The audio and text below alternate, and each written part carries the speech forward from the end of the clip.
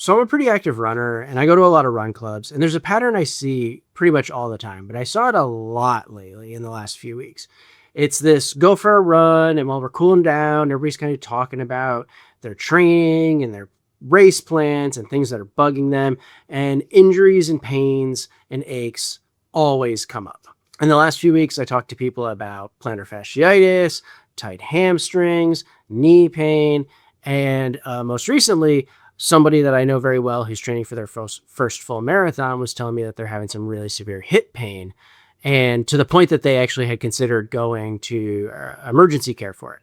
And that person with that level of pain, pushing through it to keep running, to train for a race that's a few months away, I totally understand, because I used to be that person. I used to ignore my pain for way longer than I should.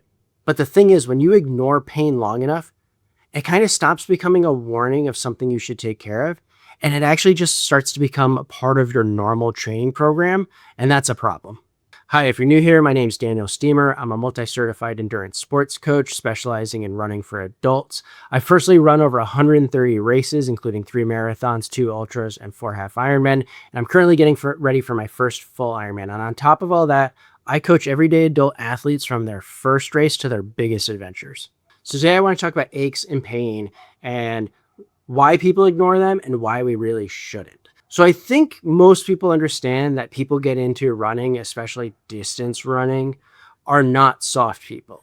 They're people who like the challenge of pushing themselves. They understand there's going to be discomfort with it. They know how to sit in that discomfort. They know how to push through discomfort, and they know how to come out stronger on the other side.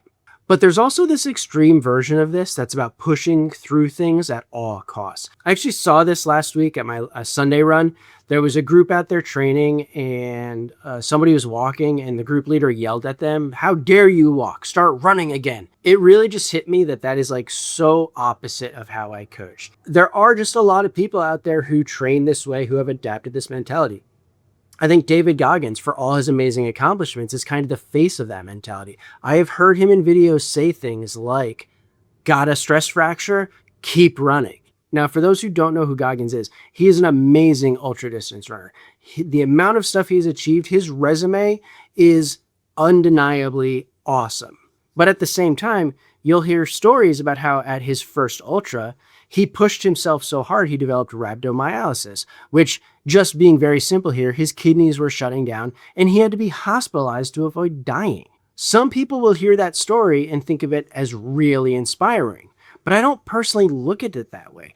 I think for him, if he knows and wants to accept the risks and the trade-offs, that's totally fine. I'm not here to judge him or his actions. But a lot of people listen to a story like that and push themselves just as hard without knowing the risks, without knowing what complications they might be signing up for. If you run on a stress fracture, that can turn into a full-on break, which can develop into more damage with your tissue around the area, which can leave you, in best case, hospitalized and going through recovery and treatment for weeks or months when you're not able to exercise. In worst case, it could leave you permanently injured. Rhabdomyolysis can kill you. Pushing through heat and developing heat stroke can kill you. I personally just don't think in some cases these trade-offs are always worth it. And I've seen this play out plenty of times at races where people pushed harder than they should, longer than they should, and then they ended up in the med tent instead of crossing the finish line. I also see this at run clubs as well, where people, instead of just going a little bit slower, end up pushing harder and end the day injured.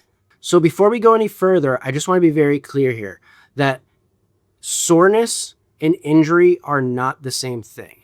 Running, endurance sports, fitness, activity, all carry some level of pain and discomfort with them.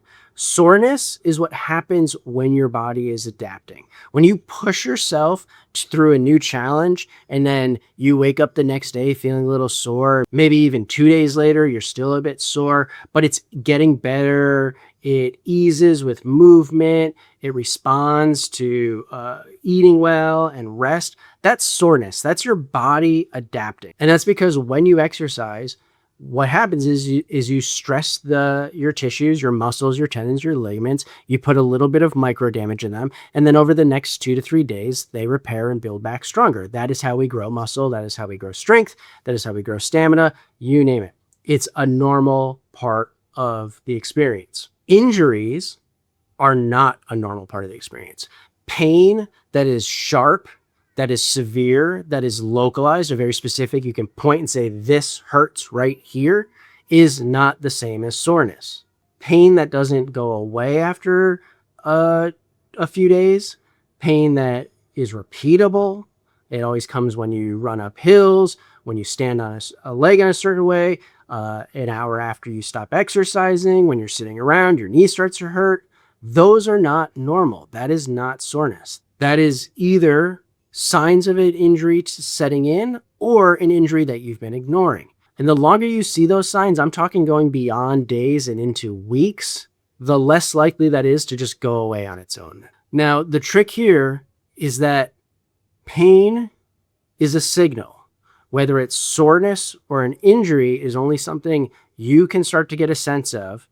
And with the help of others, specialists like doctors, physios, physical therapists, sports medicine doctors, even coaches, you can get a better sense of if you need more support for that recovery or if it's just normal soreness. So let me give you a quick example here. I know a runner in one of my clubs who about 2 months ago came to the club saying, man, my hamstring's kind of bothering me. I was in a group session at the gym, running on treadmill, doing hill sprints, and I tweaked something and it's a little bit rough today. Fast forward, we're 2 months later and he's no longer running. He's walking because his hamstring's bothering him so much. And we also swim during this group. He's not able to use his legs during swimming because his hamstring is injured. And that's 2 months where he's really just been ignoring it instead of getting the full support he needs. And honestly, this pattern, the reason I want to highlight this is because it's not unusual. A lot of times, we as humans will do something, we'll tweak something, we'll feel, ooh, that feels weird. And we'll kind of see, well, let's see how it plays out. Let's see if it goes away in a few days. And a few days later, it's not so bad. So we go back to full activity level, and then we tweak it again. And then we wait a few days, and it's not so bad. So we go back to full activity level, and we tweak it again. And that's what he's been doing. And so he's never given it the full chance to heal. And now that we're several months on, it's not healing properly on its own. So the moral of the story here is when you run or work through injuries that aren't recovering correctly, you extend the recovery window. You don't make yourself tougher by ignoring it and pushing through. So when you tweak something, when you feel something get pulled, when you feel like something is just off, ask yourself a few questions. Is it in the same spot? Has it been more than 2 weeks? Does it change how you're acting? Are you favoring one side over the other because of it? If you're running, is your stride being thrown off by it? Things like that. If it's a yes to any of those, it's probably not going to change on its own, and it's not really beneficial to ignore it. Now, if a pain is sharp or sudden, stop immediately and get it looked at. That is the clearest rule I can give around pain. Full stop. Nothing should ever be sharp. But at the same time, if you're managing something for weeks, and I usually give the guideline of about 6 weeks, and it's not improving, it's in that same category where you need to get somebody else to look at it who can assess you. And as I mentioned before, that person can be a physical therapist, a sports medicine doctor, or even a coach who can give you some reassurance and direct you on who would be best to talk to next.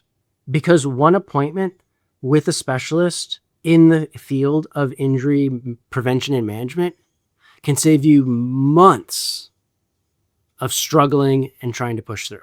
Now, I know a lot of people avoid going to doctors and specialists because they're worried that they're going to be told they have to stop. And if nobody's told them to stop, then they can kind of justify pushing through, even like the person I mentioned with the hip who was so in pain, they almost went to the emergency room.